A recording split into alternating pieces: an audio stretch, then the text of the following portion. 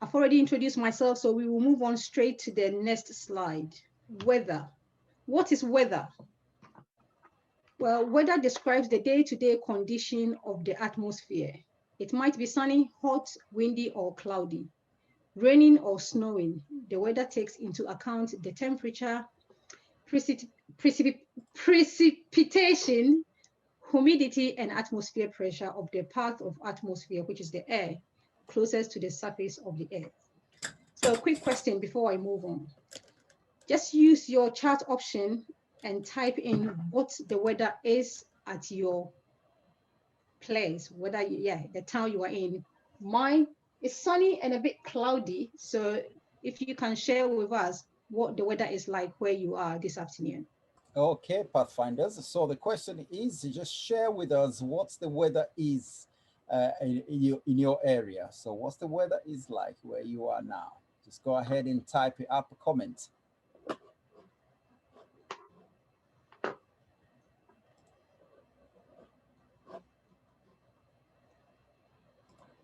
Yeah, we have some comments already. Yes. If you want to read the ones coming through Zoom. Yeah. So yes, going through the Zoom. There's a comment there says sunny, and my screen just is kept from me. Yeah. So it's sunny. I've got a comment there, and it's sunny and cloud. That's from Michelle, and it's about 9 degrees. Yeah, so that's a sunny cloud and 9 degrees. It's a bit chilly. Sunny from David, and Annabelle says sunny and windy, and Jeremiah there says sunny and cold. Yes. We have some comments on Facebook as well from Malebogo. She said, they're saying it's very hot. We have Gela says it's raining. We have Anderson. Anderson says it's raining. Maybe you should also, as the presentation goes on, let us know where you are based so we can get the world weather forecast. Thank you.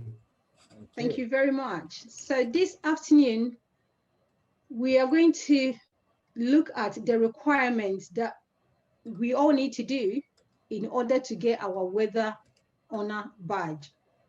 So first of all, you need to explain how each of the different types of clouds are formed.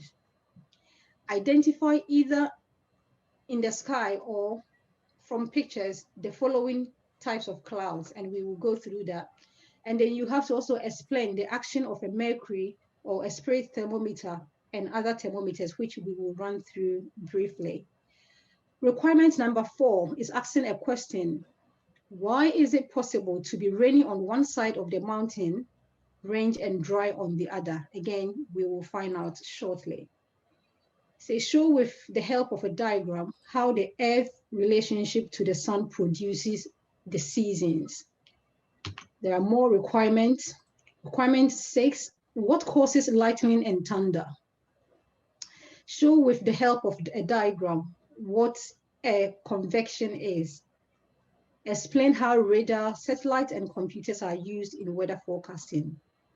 And then tell how the following can affect our weather, and we'll find out what those things are.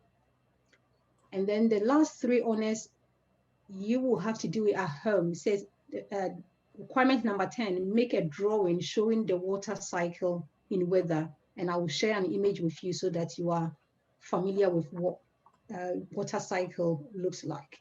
And then make a simple wind vane or rain gauge. And then the final requirement, requirement number 12, you will be required to keep a weather chart for 1 week and record the readings at 24-hour intervals in where you are. So I'm sure this one you can start doing it from today. Right, now let's move on. So by the time we finish these studies about weather, we will be able to explain how the different weather are formed and types of clouds. We will also get to know the causes of lightning and thunder. We will understand convection and its relation to winds. And we will be able to explain how the various weather instruments, being radar, satellites, and computers, are used in weather forecasting. And then we will learn a little bit about jet stream and volcano eruption. Okay. Now, bit of interaction to get everyone involved. Please type your answer in the Zoom chat the different types of weather that you know. Okay, so let's see. Let's see some typing. The different types of weather that you know. The different types of weather that you know. Please type it on.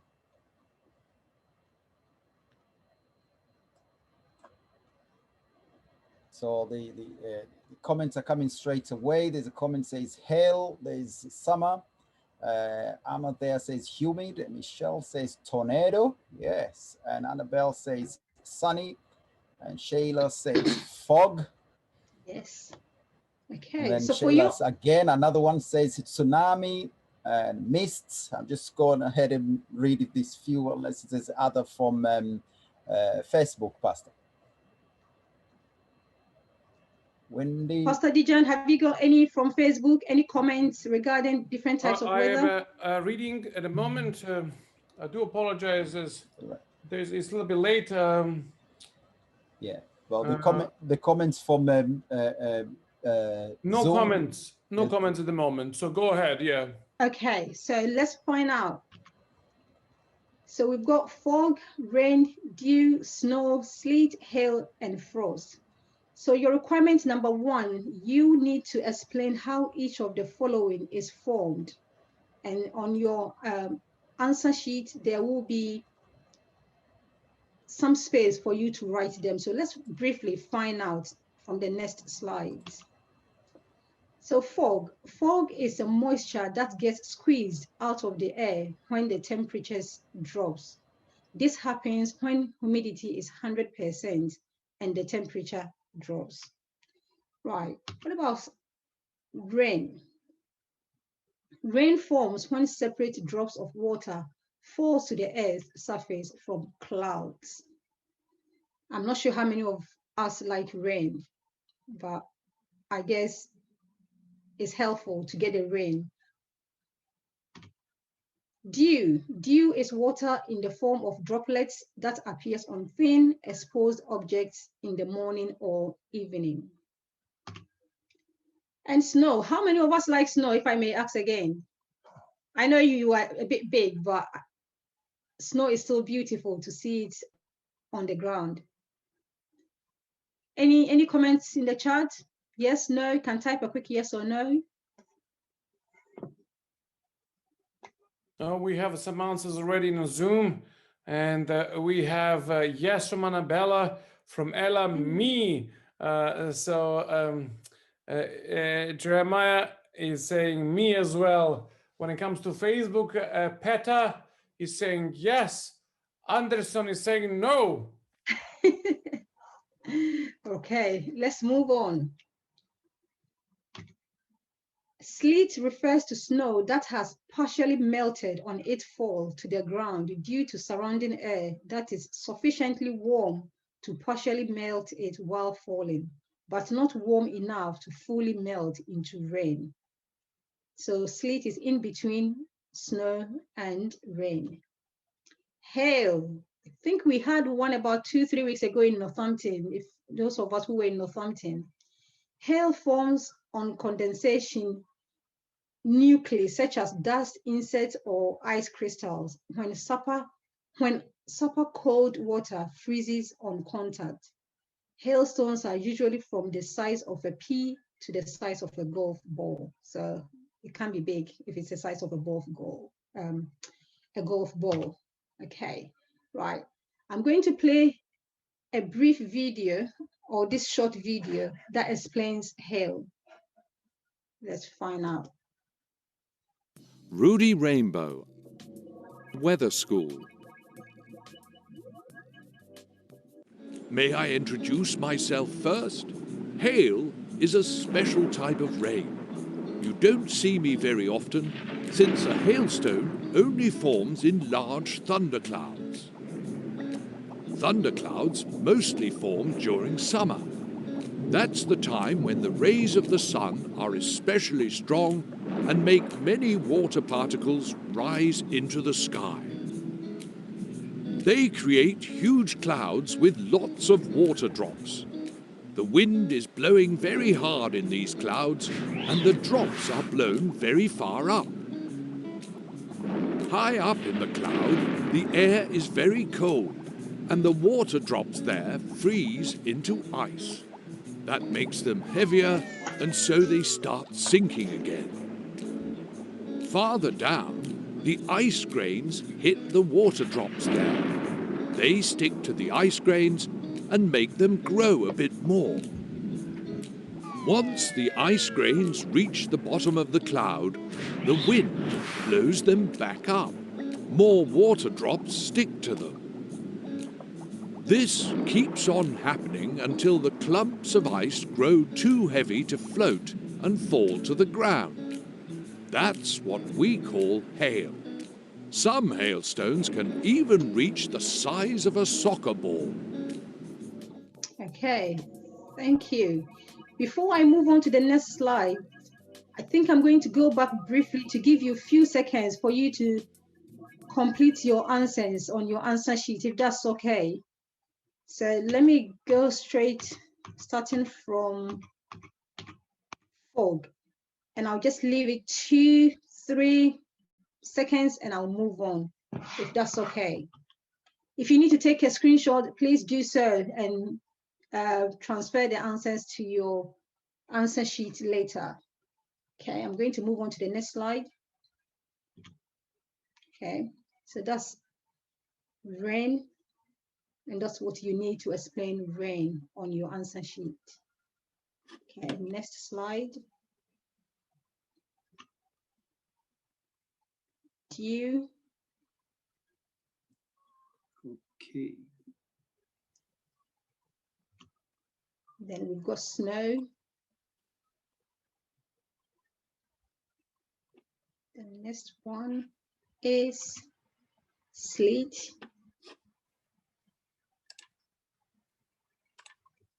We've got hail. Okay.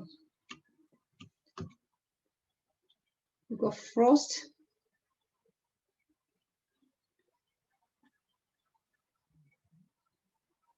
So frost is a thin layer of ice on a solid surface, which forms from water vapor in and above freezing temperature, coming in contact with a solid surface whose temperature is below freezing. Okay, so that's requirement number 1. Now we are moving on to requirement number 2. It says identify either in the sky or from pictures the following types of clouds. So we've got cirrus, cumulus, stratus, nimbus. What kind of weather is associated with each one? So on your right-hand side, on my left, this is the how the cloud looks like, and this is, so you say this is cloud for cirrus, which is clouds are at the highest altitude. They often appear thin and wispy. They are associated with fair weather. And as you can see, the second one, cumulus, you can see which type of weather it is associated with. Stratus, and then nimbus. Again, I will give you a few seconds as you try to answer the questions for requirement number 2 on your answer sheet. Harriet, when it comes to answering the worksheet, they will just do that later. Okay. If they want to watch, they can pause it and just copy or whatever they need to do. Okay. So you just keep teaching because you'll run out of time and not be able to complete. And No then problem. everybody else, don't get stressed. This presentation will be uploaded tonight, probably about 9 o'clock p.m. UK time. So you'll be able to go back to the YouTube channel and just download what you need from there. Yeah. Okay, so it's time to listen, and then we can do the worksheet later. Thank you, Pastor, for clarifying that. You can go ahead and type on the comment as well as the presenter is continuing. Okay. Let's move on. Requirement number 3, explain the action of a mercury or spirit thermometer, a mercury barometer, and an aneroid barometer, and a rain gauge. So these are the different types of instruments used in weather forecasting or to gauge the weather. So this is an image on my left-hand side, on your right-hand side, and its uses. I'll move on to the next one, which is mercury barometer. And it all explains the uses. For instance, the Android barometer uses a small flexible metal box called an Android cell. The evacuated capsule, or usually more capsules, is prevented from collapsing by a strong strain. Small changes in external air pressure causes the cell to expand or contract. Rain gauge. Rain gauge is an instrument used by meteorologists and hydrologists to gather and measure the amount of liquid precipitation or rain over an area in a predefined period of time. You know, sometimes you hear from the news that so and so inches of rain has fallen within maybe 2 hours, within 3 minutes. I think this is one of the instruments they use to measure the rain, the amount of rain that has fallen. Okay. Now, requirement number 4. Why is it possible to be raining on one side of the mountain range and dry on the other? Anyone got idea? They can share it on the chat.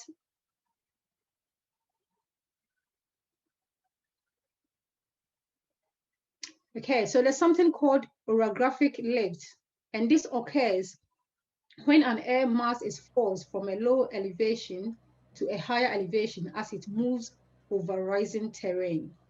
As the air mass gains altitude, it expands and cools. This cooler air cannot hold the moisture as well as warm air, and this effectively rises the relative humidity to 100%, creating clouds and frequently precipitation. Okay. So, okay, just to say the comments there was a comment that came through to answer that. It says one side is sheltering the other, and that's okay. One of the reasons. Okay, go ahead. Okay, thank you. So to show you an illustration of orographic lift, and this on my right hand side, your left hand side, this is an image, and this wave cloud pattern formed off the Isle of Amsterdam in the far southern Indian Ocean. So due to orographic lift of an air mass by the island, producing alternating bands of condensed and invisible humidity downwind of the island as the moist air moves in vertical waves and the moisture successfully condenses and evaporates, as you can see on the image. Okay. So, another explanation why it is cooler and more moist in the mountains than in the lowlands. This is because mountains receive more rainfall than low-lying areas because the temperature on top of mountains is lower than the temperature at sea level. Winds carry moist air over the land. As the air rises, it cools, and because cool air can carry less moisture than warm air, there is usually rain or precipitation. Okay. Again, lower pressure at higher altitude causes the temperature to be cooler on top of the mountain than at sea level. And this is just an image of a mountain. Right. Just a quick comment there again. Jeremiah says, puts it there, said the higher you go, the colder it gets. So the higher you go up the mountain, the colder it gets. That's true. So there was a sub question under requirement 4, which asks about from which direction do rain and clear weather usually come in your locality? So we are in the UK, so we'll be looking at where rain or the direction which rain and clear weather usually comes from in the UK. So in the UK, or the UK is on the altitude similar to Canada and southern Russia, but it doesn't experience such extremes of weather. So that's why. And I'm glad what we have here is enough. We don't want it, the weather to be colder than what we get already. The geographical setting of the United Kingdom is influenced by many factors that will determine if it is to be hot or cold, wet or dry, and many variations in between. Let me pause here and ask a quick question. What is your favorite type of weather in the UK? I know I'm going to get similar answers, but I just want to know what is your favorite, because we can have sunny, rainy, windy in one day within 24 hours. Yeah, so Pathfinders, go ahead and type it up. What is your favorite? What's your favorite weather type in the UK? And I see quite a lot are coming through. There's the sunny, and sunny. And David said they say it's snow. And Okay. also Jeremiah also said it's sunny and snowy. Right. Yeah. So it looks like sunny and snow are our favorite weather in weathers in the UK. But and also, that's not... yeah, as the same comment is all that Annabelle says, also Sheila says windy, and Annabelle says sunny, and definitely sunny, sunny, cool snow. We have only one comment at the moment here on Facebook. Peter said that snow and hot are favorite. Totally opposite, but why not? Why not? Thank you for sharing that with us.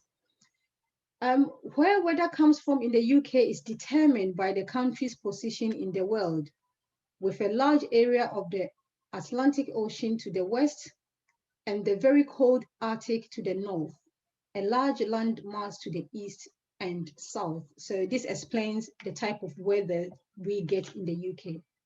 When wind arrives in the UK from the north, it will be cold, as it originates from the vast area of ice and snow in the Arctic. Winds from the east to the UK will have traveled over a large land mass that in summer gets very hot and during winter very cold. This does detect what weather will be experienced in the UK. I think it is a very useful information to know as to why we have the various weather patterns in the UK. Right, moving on. So for requirement number 5, show with the help of a diagram how the Earth's relationship to the sun produces the season. So in other words, why do we have summer sometimes? Why do we have hot weather sometimes and cold weather sometimes?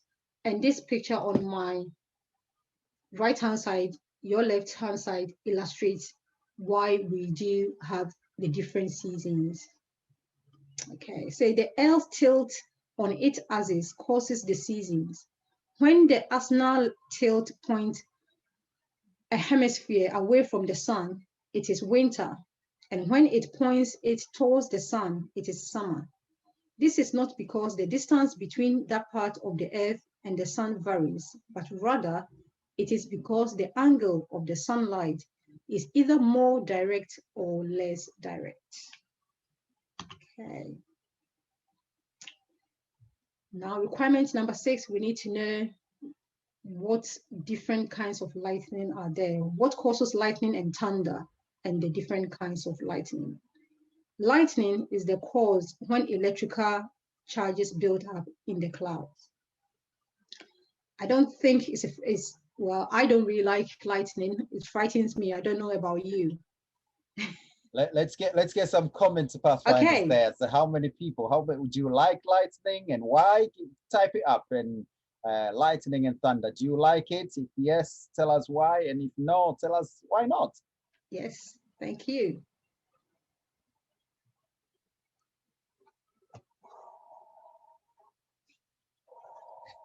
So there's comments coming straight through there in Zoom. Lightning is too loud. Too loud. And it's not really a good feeling. Yeah. Okay. That's from Micah. And then Alex is there, says sounds are scary. And Jeremiah says, no, I scream when I hear lightning and thunder. Yes. All right. We have a couple of comments here on Facebook as well. Male Bogodo said, no, don't like it. It always hurts my people. Can be terrifying, comes from Gela. And Peta says, very frightening. On top of that, Andreas, no, very frightening and dangerous. Okay. Yes. Gives goosebumps, but my brother likes it, lightning, and then I don't like lightning because it's very loud. Okay, go ahead. Thank you. Okay, thank you for your comments. Right, now thunder. The word thunder usually describes a sonic shock wave caused by the rapid heating and expansion of the air surrounding and within a bolt of lightning. The bolt changes the air into plasma and it instantly explodes, causing the sound known as a thunder slap. So that is thunder. Okay. What different kinds of lightning are there? I wasn't aware of this until I started doing this research. I thought every lightning is lightning. So from this session, we can learn that we have intra-cloud lightning, cloud to ground lightning, and cloud to cloud lightning, which explains what each type is like on the slide, which you will get later, and you can put that on your answer sheet. Okay. So the small ground to cloud lightning, heat lightning or summer lightning, and ball lightning. Okay. Question. Are there any Bible verses that talks about thunder and lightning? If there are, please type your answers in the chat. Okay, Pathfinders, you heard the question there. Are there any Bible verses that talks about thunder and lightning?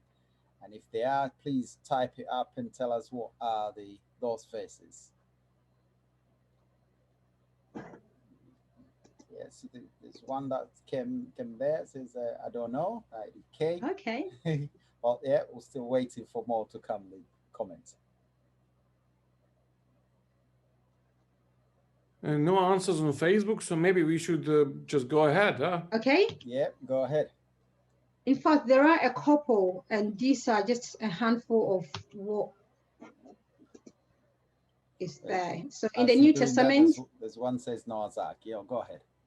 So in the New Testament, we can find in Exodus chapter 19, verse 16, Psalm 77, 18, Daniel 10, 6. Daniel 10, 6 describes Jesus, his appearance as lightning.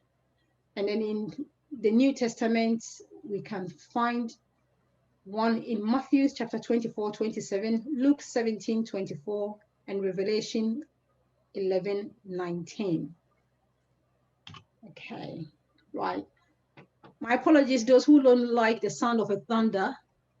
I'm going to play this video just in case you haven't heard one for a long time. At least you know it now, or you know it. It's not real, so don't panic.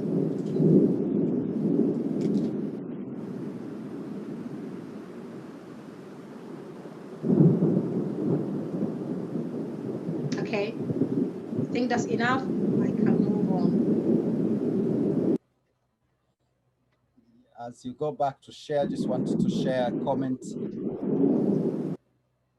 Yeah, comment from Amma there. This is additional text that was not on the list. Is Exodus 9, verse 23 to 24. Okay, thank you. There. Thank you, Amma. Right.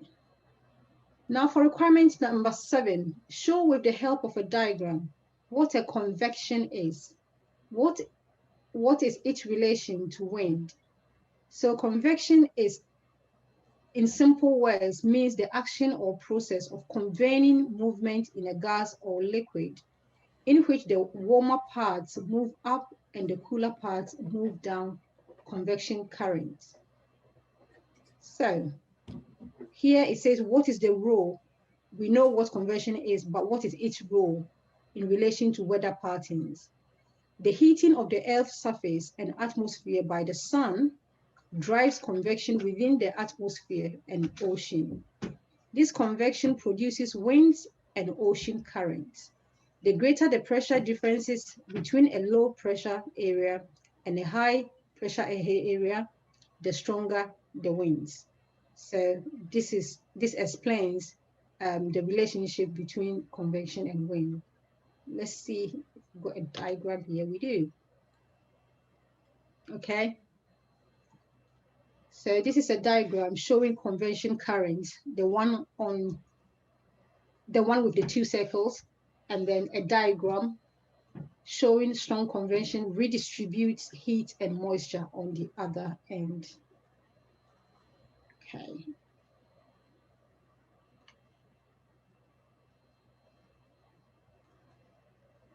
So again, further explanation in relation to convection and its relation to wind. A rising body of air typically loses heat because it radiates heat.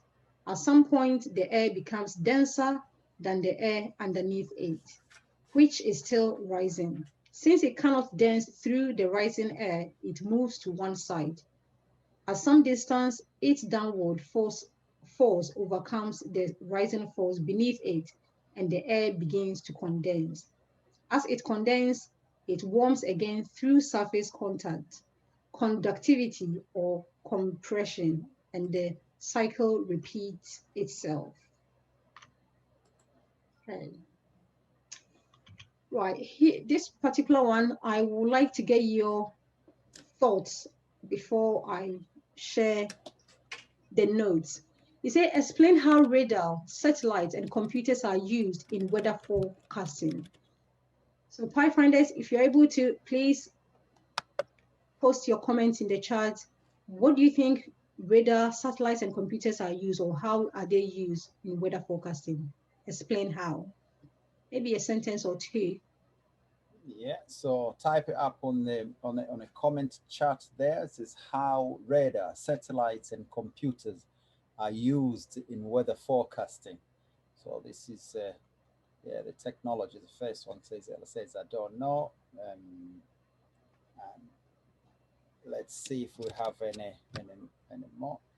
So I must say the satellites are used in space to forecast the weather. So they are used up in space to forecast. Okay, thank you. Another comment says they don't know. So maybe we'll move on. If other comments comes through, we'll pick them up. Pastor, have you got any comments on Facebook? No? Okay, let's move on. So radar, a weather radar is used to locate precipitation, calculate its motion, estimate its types such as rain, snow, hail, etc., and forecast its future position and intensity. And a weather satellite is a type of satellite that is primarily used to monitor the weather and climate of the Earth. These meteorological satellites, however, see more than clouds and cloud systems. City lights, fires, effects of pollution, auroras, sand and dust storms, snow cover, ice mapping, boundaries of ocean, currents, energy flows, etc. are other environmental information collected from weather satellites. So a lot can be done, or a lot of information can be gathered using satellites. Computers. Computers are largely responsible for the accuracy of today's weather forecast.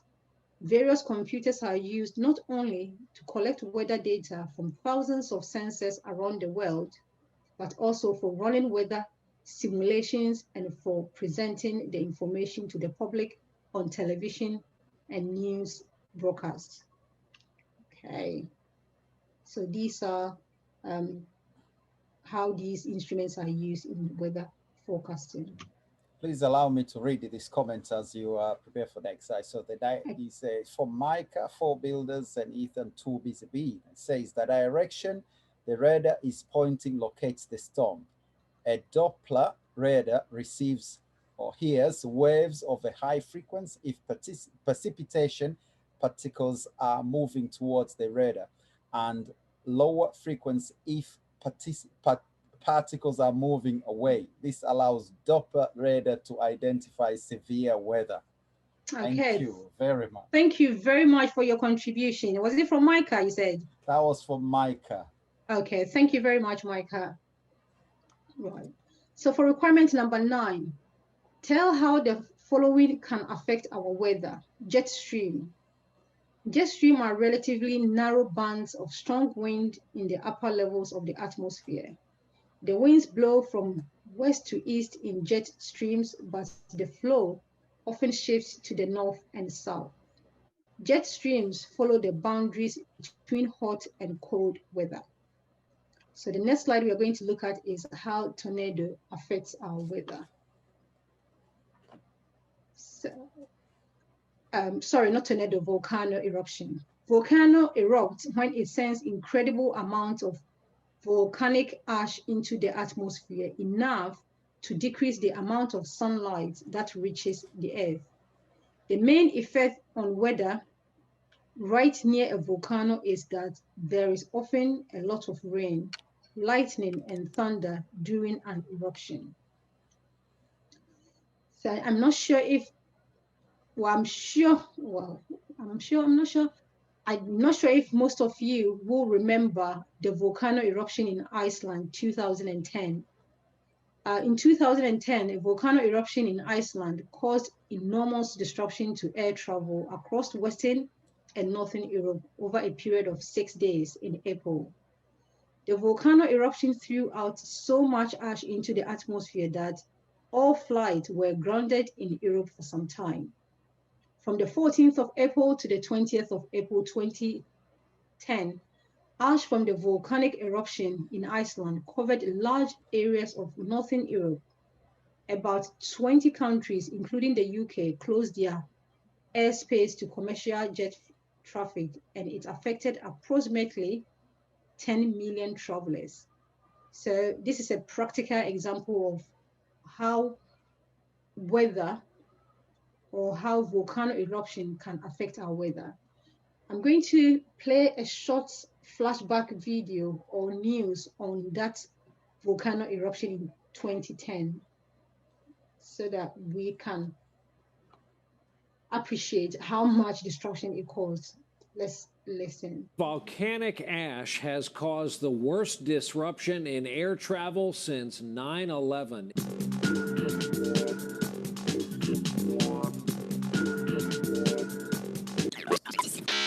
A spectacular sight in southern Iceland where a volcano is erupting near a glacier. Scientists used snowmobiles Wednesday to get a closer look.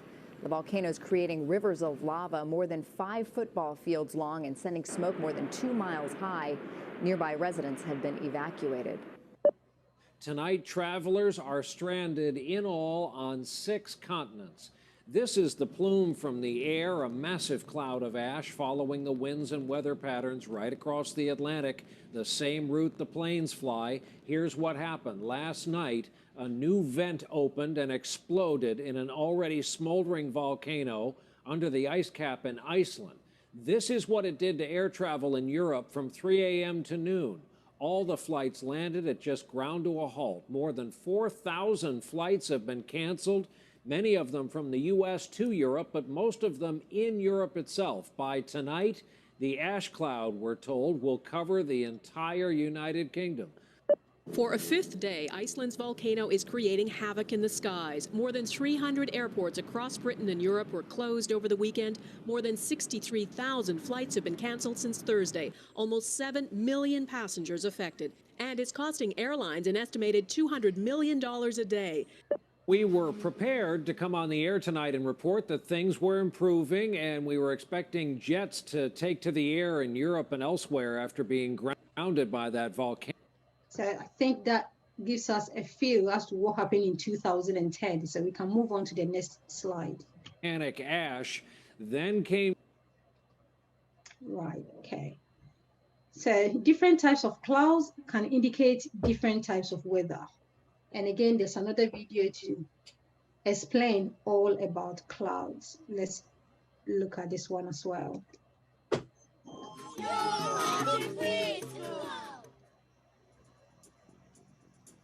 Anytime you look up into the sky, you may see clouds.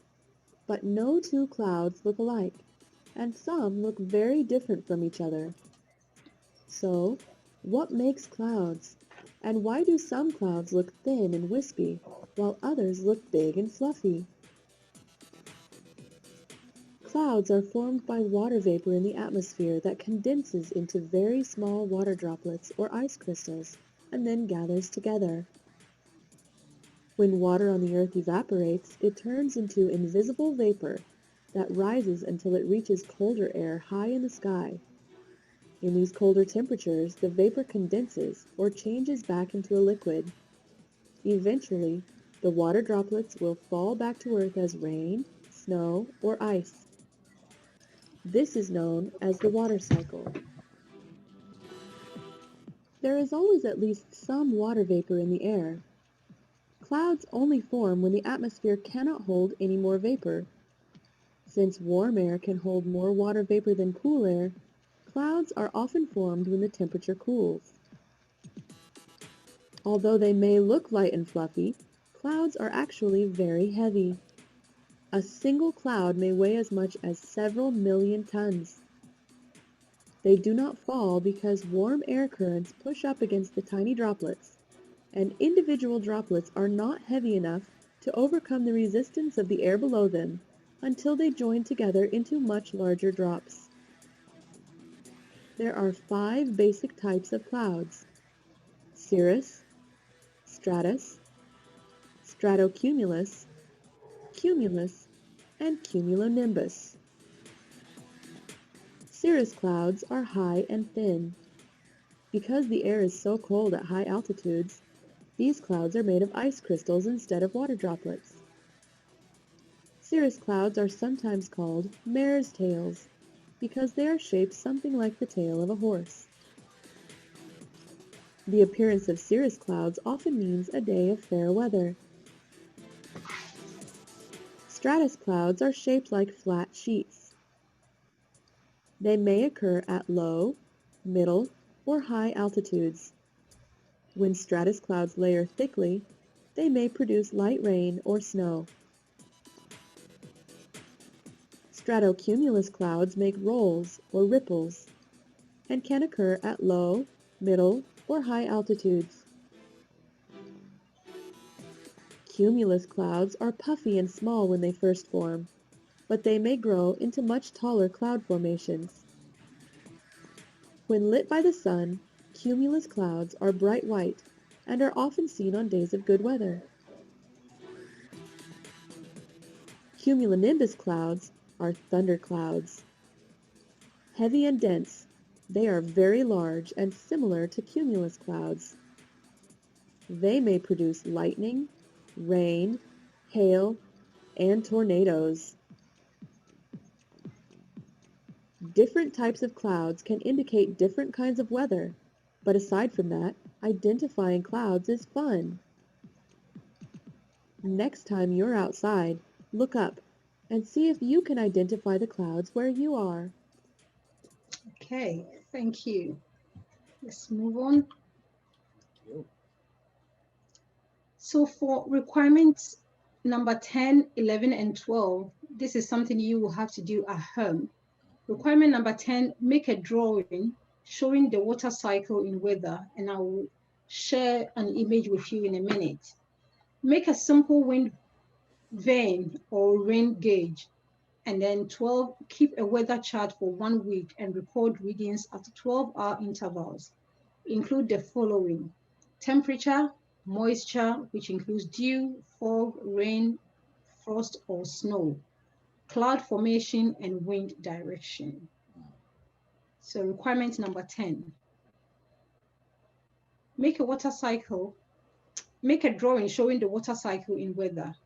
But first of all, what is the water cycle? The water cycle is the process by which water is continuously transferred between the surface of the earth and the atmosphere. And on the screen is an example of water cycle in weather. Again, this will be available, as Pastor said, so you can take a closer look at it later. Requirement number 11, make a simple wind vane or rain gauge. And in this video, I will briefly show you how to make one and you will need to make one because it's part of your requirement, and put it in your folder as evidence.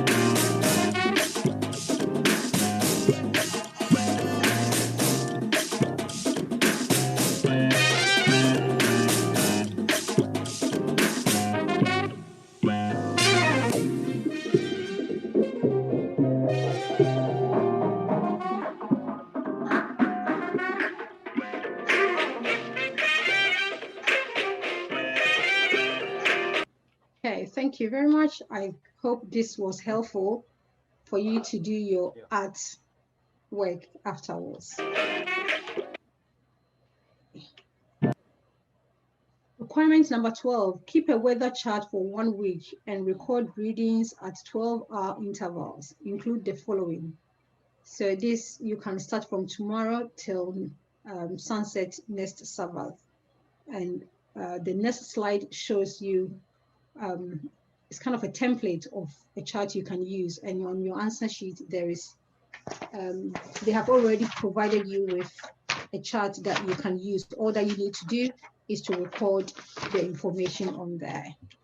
Okay, so this was my template, or a template I made for this presentation. So we've nearly come to the end of our honor, or the study of our weather honor. So in summary, what have we covered today? We've come to know, or we've learned the different weather forms and types of clouds. We've also come to understand the causes of lightning and thunder. We know what convection is, or convection rather, and its relation to winds. The use of weather radar, satellites, and computers in weather forecasting, and how jet stream and volcano eruption affects our weather.